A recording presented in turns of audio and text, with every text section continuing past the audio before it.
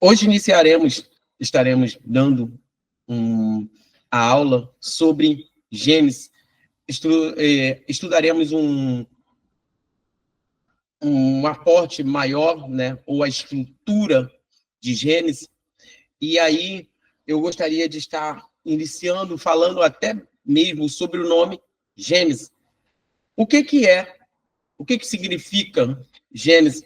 Gênesis vem do grego, uma palavra grega, que o nome é início ou princípio. E no hebraico, a palavra Gênesis é Bereshit, que quer dizer a mesma coisa, princípio ou início, origem de algo. O livro de Gênesis, ele tem um autor, né? Conhecemos esse autor como sendo Moisés. Porém, não vai relatar no livro ele como autor do livro de Gênesis, mas todo a Bíblia, e principalmente o Pentateuco e também o Antigo Testamento em si, o Pentateuco, os primeiros 5 livros da Bíblia, e no Antigo Testamento os outros livros vão dar essa autoria a Moisés, sendo eles conhecido como o livro de Moisés, os 5 livros de Moisés, ou a lei mosaica, ou Torá, né, que vai estar sendo listada ali. E na Torá entra-se Gênesis, que é um dos 5 livros, e esses outros demais também escritos. Então, dá-se a entender que o autor principal é também Moisés. E alguns exemplos Êxodo 17, 14, Deuteronômio 31, 24, Atos dos Apóstolos 7, 37 e 38, e no Antigo Testamento em um todo, também Esdras 3, 2, e 2 Crônicas 25, 4, que também vai estar dando essa autoria para Moisés. Bem, acontece aproximadamente 1450 anos, o livro de Gênesis, 1450 anos antes de Cristo. Gênesis cobre um período aproximado de 2.315 anos. Olha que interessante. Gênesis, né, foi escrito com base para toda a Bíblia. Ali está uma fonte, né? Gênesis tem uma fonte primária aonde vai dar direcionamento a muitas coisas. Bem, da criação até a morte de José. Olha só, da criação até a morte de José. 2.315 anos. E nessa história, queremos entrar nos parâmetros aqui e aprender um pouco sobre esse livro. Bem, Gênesis é um viveiro das gerações da Bíblia. Gênesis é um livro onde vai estar toda a genealogia e ela vai estar listando algumas doutrinas. Preste atenção nisso. Gênesis vai ser tão importante que ele vai estar ligando uma história para o Novo Testamento. Mas em Gênesis encontramos doutrinas de Deus, doutrinas para homens, a doutrina do pecado e a doutrina da salvação. É em Gênesis que vai começar aí o que estudamos sobre soterologia, martiologia, antropologia. São assuntos que vão estar sendo trabalhados na obra salvífica de Deus. Assim como Deus pega para criar o homem, tem a queda, mas também ele traça um plano de salvação. Ele traça um plano redentor para a humanidade. Também em Gênesis vai ser encontrado, né, alguns índices que são primordiais. E olha que exatamente em Gênesis ele vai estar dando um aprendizado, uma aula para todos nós em Gênesis, que vamos também aprender sobre o primeiro casamento. Tudo em Gênesis vai estar sendo exportado ali para as primeiras práticas. 7 características do livro de Gênesis para você anotar aí. 7 características. Foi o primeiro livro da Bíblia a ser escrito, certo? A história contida em Gênesis abrange um período bem de tempo maior do que todo o restante da Bíblia. Mais uma característica do livro de Gênesis. Gênesis revela que o universo material e a vida na Terra são características de obra divina e não de um processo independente da natureza, como muito se fala sobre o evolucionismo, sobre a teoria da evolução. Não é meramente, não é isso. Gênesis vai ser ilustrativo, mostrando que a criação, as coisas na Terra, tanto no céu quanto na Terra, ela tem de suma autoria do Criador.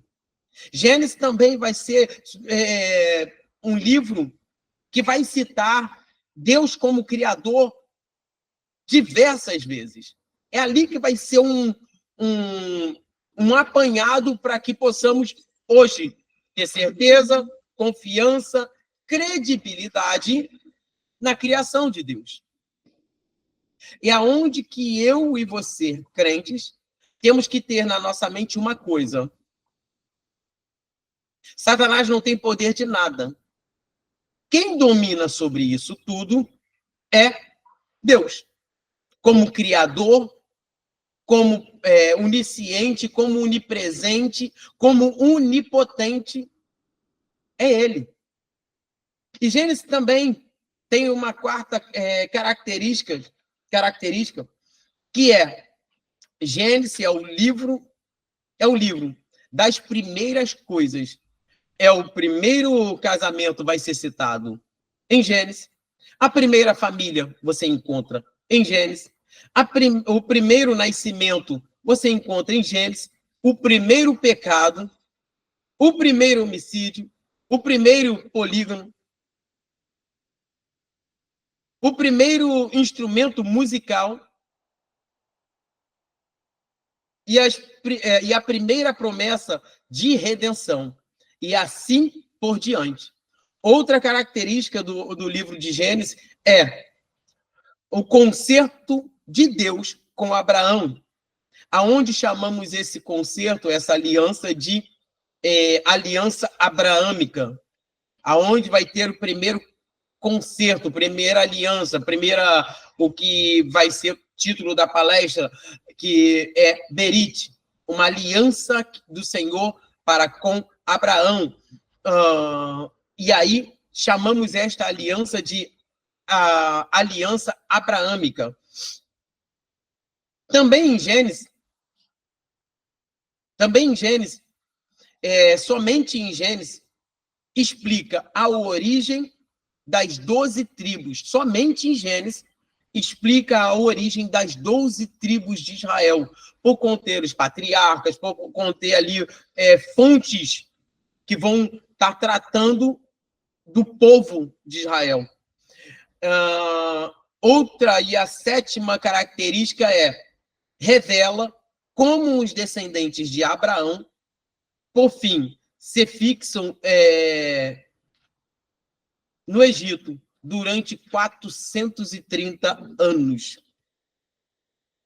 Então, Gênesis, ele vai ser cumprido no Novo Testamento também, em grandes promessas, grandes textos bíblicos.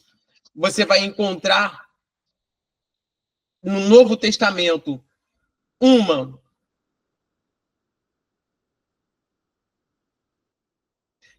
repercussão que vai acontecer no Novo Testamento. Adão, através de quem entrou o pecado.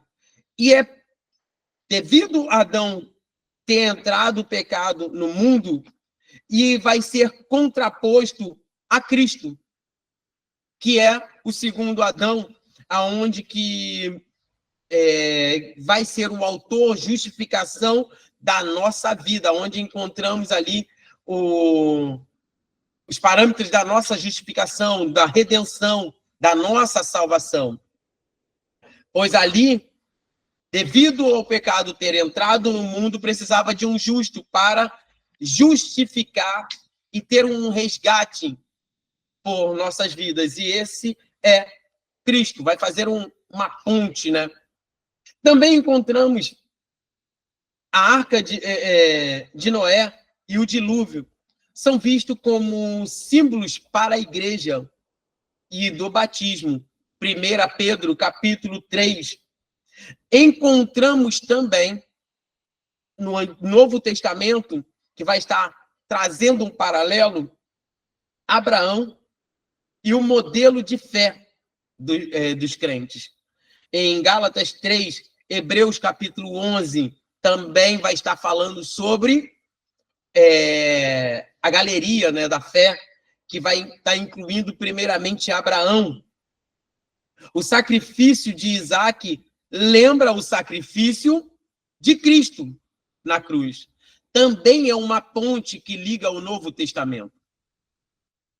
Uma coisa eu quero dizer, que a Bíblia, ela não é... Tem gente que gosta muito de ler o Antigo Testamento, e tem gente que gosta de ler só o Novo Testamento. A Bíblia, ela se interliga. Para que você entenda Gênesis, você tem que ler também os demais livros do Novo Testamento. Para que você leia o Novo Testamento e entenda, você também tem que ler não só Gênesis, mas principalmente a Torá, que são os 5 livros primários. Principalmente esses livros que vão estar exatamente listando o que o povo de Israel, as alianças que o Senhor tem com aquele povo, e começar a entender a aliança de Deus, de Jesus Cristo, vertida na cruz do Calvário. Porque quando você só pega o livro, o Antigo Testamento para ler, você vai ficar só se baseando na Antiga Aliança. E tem muitas pessoas que distorcem essa questão das alianças. Vive sobre o espectro da Antiga Aliança, tentando cumprir algumas coisas da Antiga Aliança, mas não olham para a Nova Aliança, que é em Cristo. Todo o Antigo Testamento é isso aí. Ele vai estar se cumprindo, todo o Novo Testamento, né? Ele vai estar se cumprindo como no Antigo Testamento vai estar sendo um guia, né? Como diz o texto, que os livros, né, antigos, a lei, quando fala da lei, fala da Torá, que é o primeiro livro, nos serviu de quê? Aios, de guia. Nos serviu de guia. para que possamos ter uma plenitude de Cristo nas nossas vidas. Uma vez que eu não consigo olhar por esse espectro, que a antiga aliança já foi cumprida. Não é que ela foi anulada, ela foi cumprida, a antiga aliança. Agora tem uma nova aliança. E não é mais como a antiga aliança, que era transitória. Como a antiga aliança tinha um tempo certo. A nova aliança ela é superior à antiga aliança, porque a antiga aliança ela precisava de sangue de animais. Como a palavra diz, berite, cortar com derramamento de sangue. É um pacto, é uma aliança, é um compromisso, um contrato que se tem ali. Se antes a antiga aliança precisava do sangue inocente de animal, agora, e ela era contínua, toda vez você tinha que ir lá sacrificar um animal para manter o compromisso da primeira aliança. Agora você não precisa mais disso, porque um só sangue vertido na cruz do Calvário de um inocente, alguém que nos justificou com sangue precioso, agora não precisa mais de sangue de animais. A antiga aliança precisava de sacrifícios diários. Na nova aliança, não precisa mais desta continuidade de espargir sangue sobre o altar. Hoje eu estava falando sobre isso para entendermos algumas coisas. E uma coisa que eu falei o que é moeda de troca no mundo espiritual? O sangue. E para que alguém viva, tem que morrer, ou para que um pecado seja perdoado. No nosso caso, para que possamos viver a plenitude do Evangelho, a plenitude de Cristo, vivendo eternamente, futuramente com Ele, o sangue de Cristo cobre todas essas coisas, porque somos justificados por Ele, não mais pelos animais, não pelo sangue dos animais. Amém? E pegando aí, falei sobre o sacrifício de Isaac, que dá uma referência ao sacrifício de Cristo.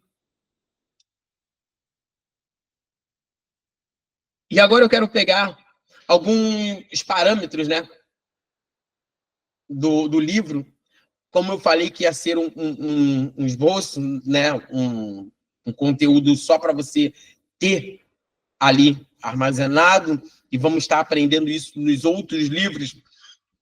Também em Gênesis, vamos encontrar características de como Deus escolheu um povo, para dar luz ao plano de Deus divino, ao mundo, ao plano de Deus ao mundo. Deus escolhe um povo, e este povo, ele tem por um papel principal, que o mundo que os cerque visse eles com um plano de salvação. Claro, teve muitas falhas no período, mas vamos continuar em Gênesis. Eu quero trazer um esboço do livro de Gênesis. O livro de Gênesis, ele tem aí algumas classificações, ele é dividido, né, em 3 partes. Gênesis, a parte 1 de Gênesis, que é Gênesis de 1 a 11. E isso ele vai foca nas origens do mundo, na humanidade e dos primeiros pecados e suas consequências. Gênesis, na parte 2, vamos pegar aqui a parte 1, né? A parte 1 que ele vai estar da criação ao chamado de Abraão. Gênesis capítulo 1 até o 12.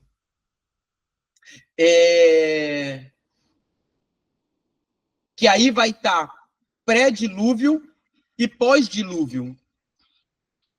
O pré-dilúvio, que vai, o dilúvio, né, que vai acontecer em Gênesis capítulo 8, versículo 17, vai ter um pré-dilúvio do chamado de Abraão ali, da criação e tudo mais, e vai ter o dilúvio e pós-dilúvio, do 8 ao 12.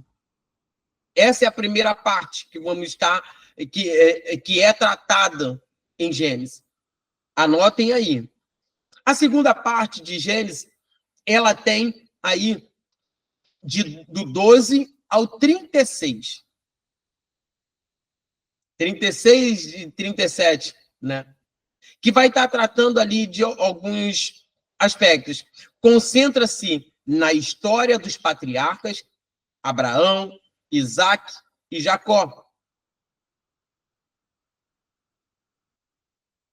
Que é aí a partir do 12 até o 36. E aí, nessa segunda parte, veremos a vida dos patriarcas do 12 até 50. Primeiro, Ismael, quatro pontas aí para você estar listando. Ismael, a linhagem, né, que rejeitada. Você vê isso em Gênesis capítulo 25, 12. Ismael, a linhagem rejeitada. Você vê Isaac, a geração escolhida, a primeira geração escolhida, que você vê Gênesis capítulo 25, 19. E depois você vê Esaú, que é a segunda linhagem rejeitada. Você vê em Gênesis capítulo 36, 1 ao 9. E aí, a quarta é Jacó, que é a geração escolhida. Então, temos duas gerações escolhidas aqui. A geração de Isaac e geração de Jacó. Duas linhagens, ou geração, ou duas linhagens, né? Rejeitada, que é Ismael e a outra, Esaú. E é isso que vai estar tratando nessa segunda parte. Conteúdos do livro, né? E a terceira parte, ela vai estar dando aí do 37 ao 50. Concentra-se em contar a história de José e seus irmãos no Egito. A cronologia de Gênesis é um tema de estudo de interpretação complexas, com diferentes abordagens e interpretações por estudiosos e teólogos. Tá? Então, vamos estar pegando aqui um esboço geral de Gênesis. Eu quero estar listando aqui um pequeno arcabouço aqui de Gênesis, que vai pegar a criação. Lista aí comigo. Criação, aí vem a queda, depois vem Caim e Abel, a genealogia de Adão a Noé, depois vem dilúvio, Torre de Babel, depois a história de Abraão, e depois da história de Abraão temos a história de Isaac, Jacó e José. Vamos lá nesse pequeno arcabouço aqui para listarmos. Certo? Encontramos em Gênesis 1, o hino da criação. O livro das gerações dos céus e da terra, em Gênesis 2, a partir de Gênesis 2. O livro da geração de Adão, Gênesis 5. as gerações de Noé, Gênesis 6. As gerações dos filhos de Noé, Gênesis 10. As gerações de Sem, Gênesis 11, do 10 ao 26.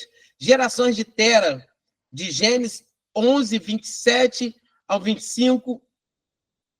A geração de Ismael, Gênesis 25, 12 ao 18.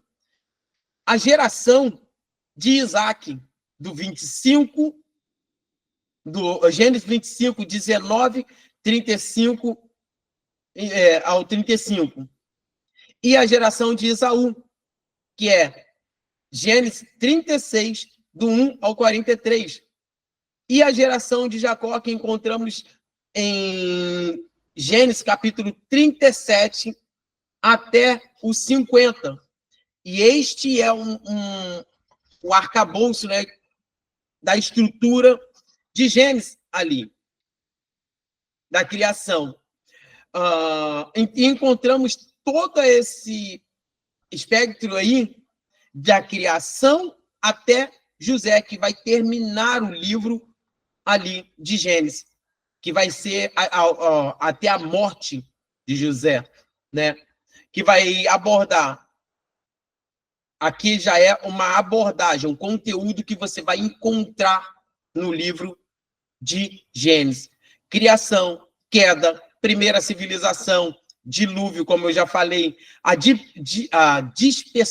dispersões das nações, Abraão, Isaac, Jacó, e depois a morte de José. Esse é um arcabouço, né? O livro de Gênesis aponta claramente para Cristo. Assim como fala sobre o sacerdócio de Melquisedeque, que ele tipifica o sacerdócio de Cristo, e o sacerdócio de Cristo é maior do que o sacerdócio de Melquisedeque. Assim também aponta no capítulo 3 que a descendência da mulher destruiria Satanás, que isso vai se converter lá na cruz. Outro é o nascimento de Cristo, né? E a genealogia que vai acontecer tanto em Gênesis, lá em Mateus, ou Lucas, Mateus e Lucas, também vai fazer essa genealogia desse apanhado todo, tá? Bem, Gênesis abrange esse período. Deus é representado como criador pelo menos 50 vezes apenas nos 2 primeiros capítulos.